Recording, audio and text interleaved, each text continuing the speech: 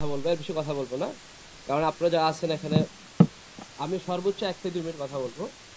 আমি সবাইকে চাইবো যেন একটু একটু মনোযোগী হই আর কি, সামান্য একটু। কারণ আপনারা সবাই এখানে আমার পিতৃতুল্য। সবাই আমরা এই প্রথম স্মরণ করছি আমাদের জুলাই অভ্যুত্থানের যারা আহত এবং নিহত শহীদদের। আমি সবচেয়ে স্মরণ করছি, যেহেতু সার্বভৌমত্বের কথা হচ্ছে, আমি বুয়েটের আবরার পাতকে নিয়ে স্মরণ করছি।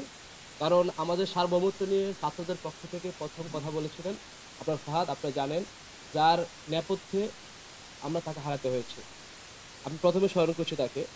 আর আমি আরেকটা কথা আপনাকে বলছি, এই যে আমরা আজকে কথা বলতে পারছি, এই যে আপনারা একদম সুন্দরভাবে কথা বলতে পারছেন, ভাব বিনিময় প্রকাশ করছেন, এবং এমনভাবে যে কোন কথা কোডিং করা হচ্ছে না কথার মধ্যে, যে কোন কথা বলতে হবে, কোন কথা মিডিয়া যাবে, কোন কথা মিডিয়া যাবে না, এখন আর এরকম অবস্থা নেই।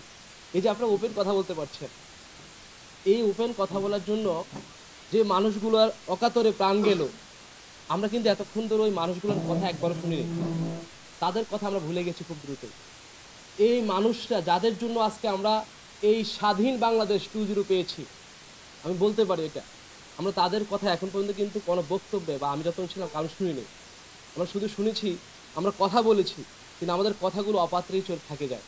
দিন শেষে রাজপথে রাস্তায় নামতে হয়, আমাদের নামতেই হবে, আমাদের শুধু কথা বললে হবে না। আমরা এমন একটা বাংলাদেশ এমন একটা বাংলাদেশ চাচ্ছি যেখানে অনেক আলোচনা হয়েছে, অনেক কথা হয়েছে, আমাদের এখন নামার সময়।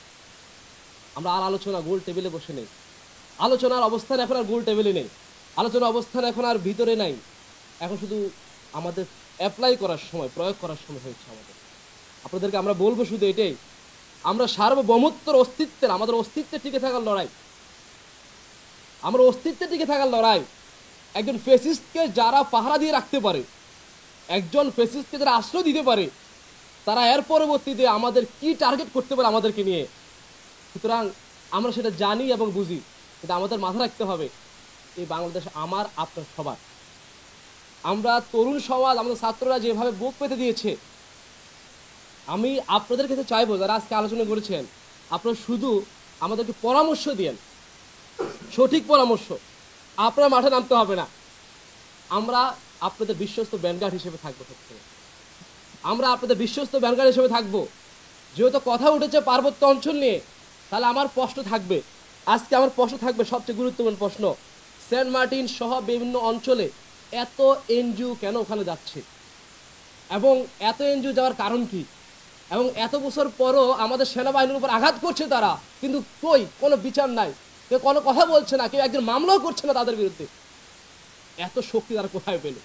আমাদের সেনাবাহিনীর গাড়ির উপরে তারা উঠে না নৃত্য করছে, আনন্দ করছে, সেনাবাহিনী চুপ করে তাকিয়ে আছে। কেন ওখানে এত অবস্থায় আমরা ভয়ে আছি এখনো? কেন? আমাদেরকে উত্তর দিতে হবে। আমরা সার্বভৌমত্বের অস্তিত্বে আমরা কাউকে ছাড় দেব না। আমরা এটা লাউড এন্ড ক্লিয়ার করে বলছি, আমরা সার্বভৌমত্ব, আমাদের অস্তিত্ব এখানে, এই আমাদের অস্তিত্ব লড়াইয়ের জন্য আমরা জীবন গেছে 2000 নয়, আরো বেশি মানুষ